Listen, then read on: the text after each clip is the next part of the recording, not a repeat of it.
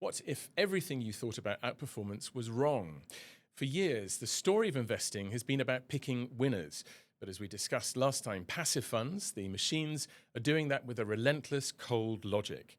If outperformance is the goal, following the crowd won't work. To beat the market, you have to be truly different. You have to be contrarian.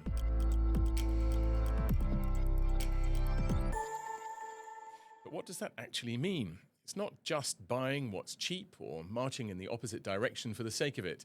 Howard Marks, one of the world's most respected investors, laid out a clear playbook. You must be contrarian and you must be right. But as we'll hear, there's a critical third dimension to that playbook. You also have to get the timing right. Being a brilliant contrarian at the wrong time is, well, wrong. I'm Richard Edgar, and you're listening to Outperformance Matters, the podcast from Blue Whale Capital. Well, welcome to episode 2, and joining me again is Blue Whale Capital's Chief Investment Officer, Stephen Yu. Stephen, welcome to you. Great to be here, Richard. Now, I mentioned Howard Marks, and I know that you read his book, The Most Important Thing, years ago, and it shaped how you think about investing. How so? So what I would say is every successful investor is a contrarian, and outperformance is all about doing something different if you want to do better than anyone else. And at the same time, if you can get the timing right, then you will be doing much better. We'll pick up with that in just a moment. Now, before we properly kick off, a quick note to say thank you for the fantastic response to the first episode of this podcast. We've had some thoughtful feedback, comments, and ideas, which the team has been digesting. And Stephen, it's even prompted some ideas for future episodes, hasn't it? Yeah, there's a lot of very fruitful ideas, and we're going to work through that, and hopefully we'll cover some of this in future episodes. Great stuff indeed. And if you want to get in touch, please write to producer@bluewhale.co.uk. I'll repeat that address at the end. So let's get on with the markets and economy backdrop. Now we're recording this in late August, Stephen, and that makes me very nervous because things are pretty frothy at the moment. Things can change on a dime. We're not live, so this could get quickly stale. But all that uncertainty is very unnerving for investors. We know that markets hate uncertainty. How do you ride it, and how should investors listening to this podcast, how should they ride that sort of uncertainty? So I would say that as a bottom-up stock picker, it's really important to focus on company fundamentals and at the same time differentiate the headline news, whether it's noise, you will consider them, or whether they have any material impact on the earnings trajectory of any companies. And if the short answer is there's going to be some impact, then you might want to avoid certain companies. But if the answer is no, while the share price might be volatile, just because the market is volatile, then you just need to sit tight and ride through the volatility. There's a whole industry around that volatility. I'm thinking of the media that drive headlines and therefore share prices up and down. But your point is that quite often that doesn't particularly matter. It's much more fundamental things that we need to be looking at. That's right. So, I mean, on a simpler note is if you think like the tariff, or obviously is a lot of headline volatility that causes to the market, but all the companies are going to be impacted differently. And some company would actually be a beneficiary on the back of that just because there might be some reshoring activities in the US. So they will actually make more money on the back of those tariffs, but some other companies that are exporting stuff to the US might get impacted. So you just need to differentiate when the volatility comes alive, and then you can make a decision whether the valuation remain attractive to buy more or to sell the company. What about central banks? Because one of the key ways that they can control things is through interest rates. But famously, they are a very slow-moving tool. It can take upwards of a year for an interest rate cut or hike to take effect in the real economy. But a few days before we are meeting now, Jay Powell, who's the chair of the Federal Reserve in the States, spoke at Jackson Hole at the big meeting there. And he implied, or he hinted, and people certainly seem to take up that interpretation, that the Fed might cut rates at their September meeting. How much interest do you have in the interest rates of the Fed or other central banks? Do they matter? So they do matters from a very high level equity market valuation perspective. And also it does matter on whether the dollar would weaken from here. And if you look at the regime today, interest rate regime, that I would say that the Fed is probably behind the curve based on a lot of economic data that we've been seeing, a weak employment trends in terms of inflation is already come down a lot from the previous period during the pandemic. And at the same time, most companies are not actually doing that well in light of all the tariff or the headwind they're going to face. So from a macro perspective, that a weaker dollar is going to be helpful to the rest of the world, and a lower interest rate is going to be helpful to the equity market. Okay, so your main message there is ignore the short term and have a look at the really important long-term trends.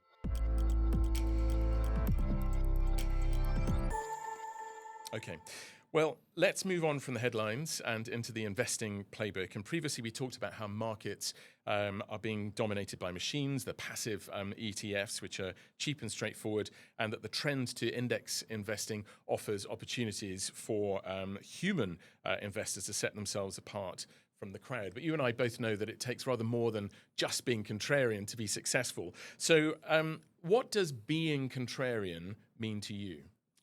It's really important that you think about that you want to do something better than the rest of the world or your peers. You need to be different. So that's the starting point. But at the same time, everyone could be different. Like you could be going in one direction and while you're going to the other one, but then you need to be right at the same time. And of course, I think what's really important from an investing perspective is you want to add the third element, which is timing of those decisions. So you can be right in the sense that you're contrarian, but if you're doing it too early or too late, then you're wrong. I think the good examples is we probably have come across a lot of bearish investors over the last couple of years to call the top of the market. And of course, I think from time to time, they're probably right for like maybe a couple of weeks period and the market have a bit of a sell-off.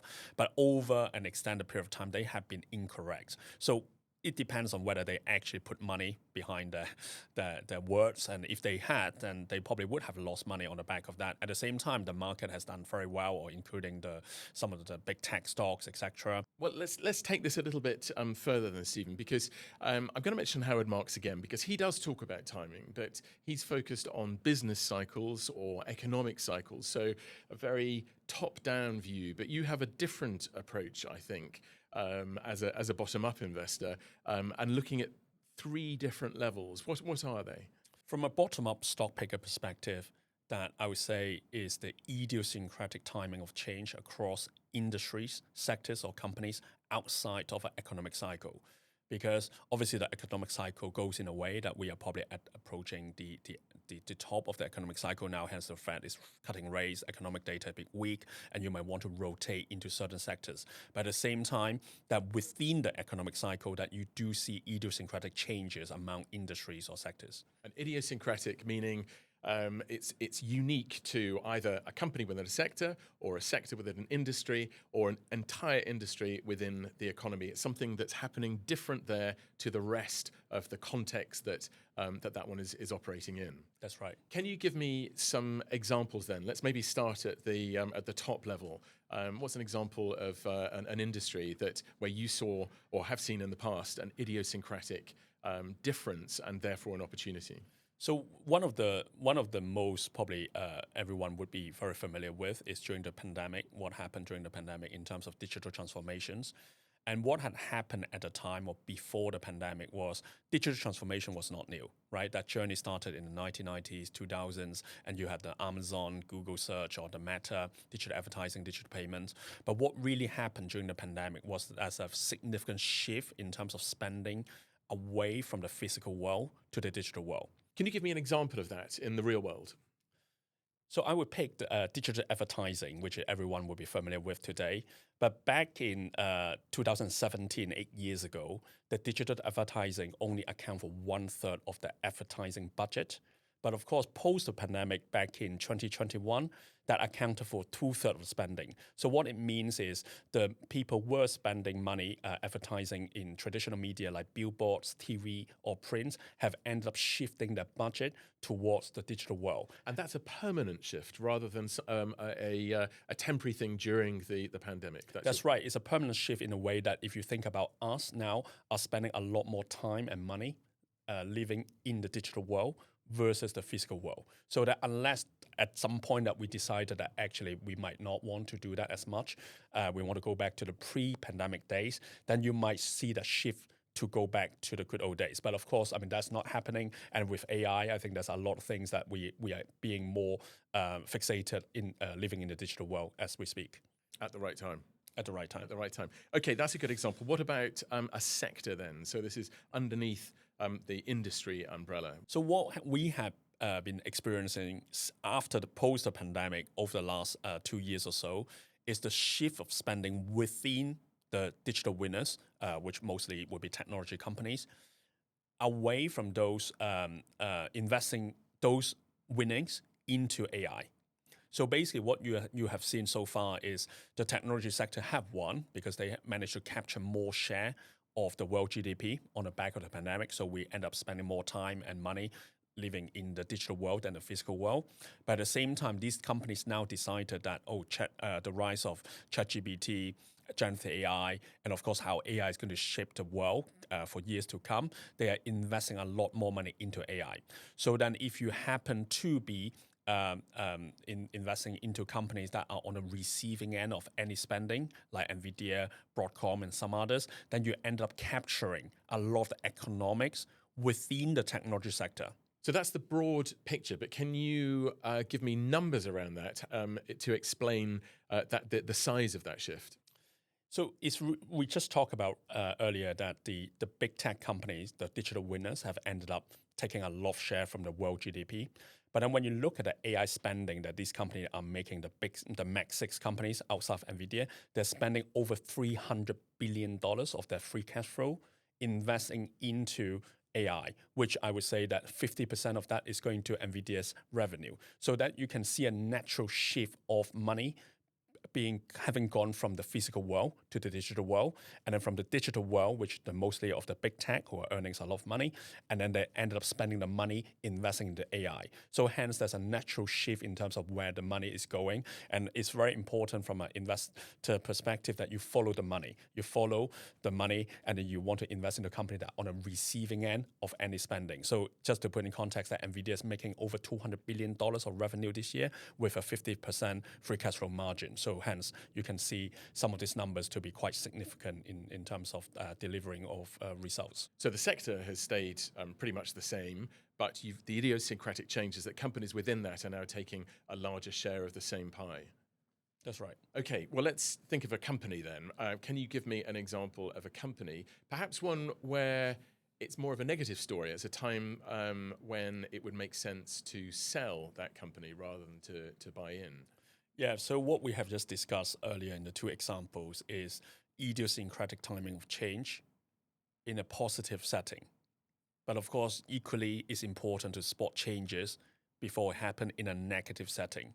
So the example I would give is a company called PayPal that has been heavily exposed to digital payment transformation before the pandemic and especially during the pandemic.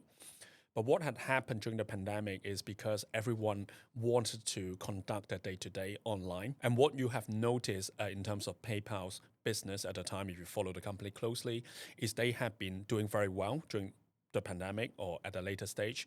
But then at some point, they ended up losing market share. So you started to see pricing pressure in terms of the margin.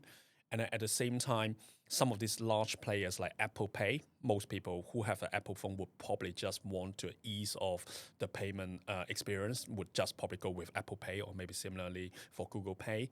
And they ended up probably using PayPal a lot less compared to before the pandemic. So what is really important is that was an idiosyncratic change in terms of timing, which is during 2021, that PayPal as a company was losing market share.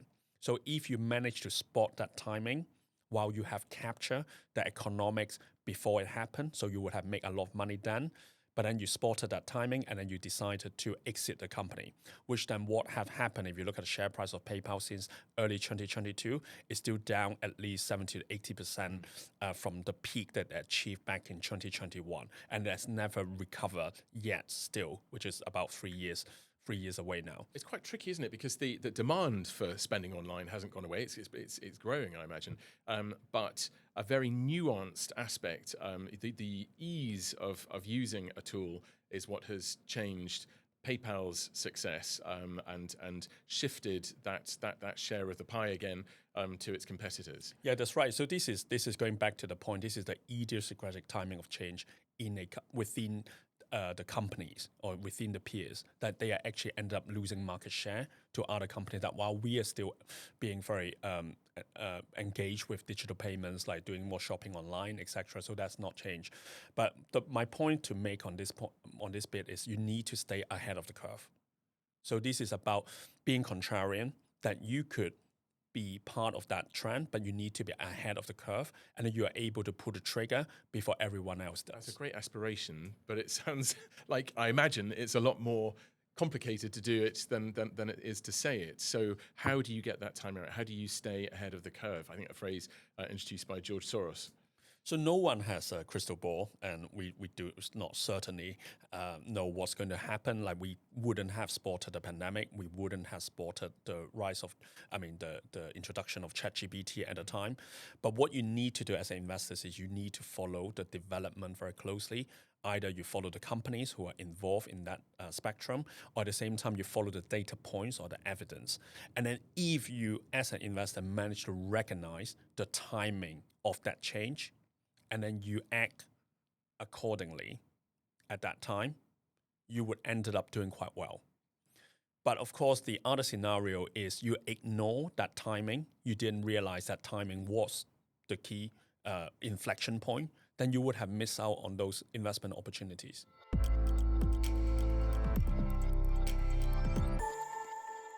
Well, if being contrarian is so hard, how can investors build up their own checklist to avoid traps? What myths should they bin right now? Stephen, every episode I ask you to rummage around in your Outperformance Matters myth-busting toolkit and pick out one myth to challenge, the things that people get wrong about investing. What is it this time?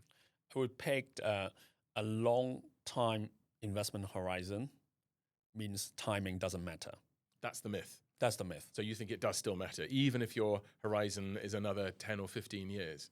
It does matter, just because everyone is familiar with the power of compounding. But what I'm saying here is the rates that you're compounding at is equally important.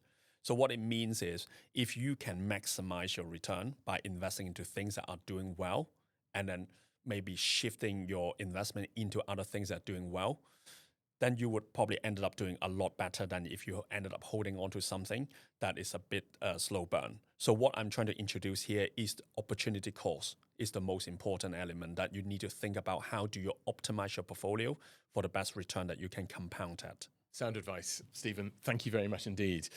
And thank you very much for listening or watching. Next time, we're going to be digging into AI. Are we on the cusp of the trough of disillusionment? Find out next time. If you enjoyed this show, please follow Outperformance Matters and leave a review. And we welcome and respond to questions and feedback. Write, as I mentioned before, to producer@bluewhale.co.uk. Until next time, remember, Outperformance Matters. Goodbye.